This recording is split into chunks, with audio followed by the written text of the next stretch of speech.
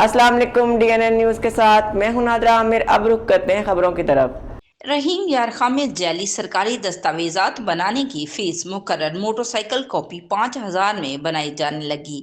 Press market में जाली excise office खुल गया। प्रिंटिंग प्रेस के जरिए जाली मोटरसाइकिल कॉपी और दीगर कागजात बनाने का इंकशाफ। प्रेस मार्केट में ताहिर नामी शख्स एक्साइज ऑफिस की जाली दस्तावेजात बनाने में मुलव्वस। जराये का कहना है कि ऑटो मार्केट के कुछ चंद दुकानदार हैं जो 2 नंबर मोटरसाइकिल खरीद कर ताहर नामी शख्स से 2 नंबर दस्तावेजात बनवा कर सादा लोगों को लूटते हैं। 2 दिन में जाली मोटरसाइकिल कागजात बायोमेट्रिक सिस्टम से तस्दीक शुदा बनाए जाते हैं।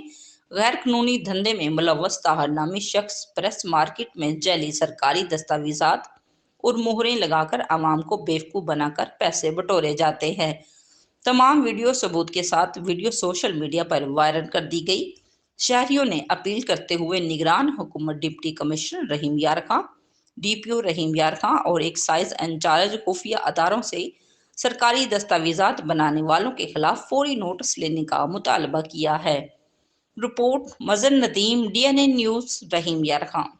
अब तक के लिए इतना ही। मजीद जानने के लिए हमारे साथ रहिएगा।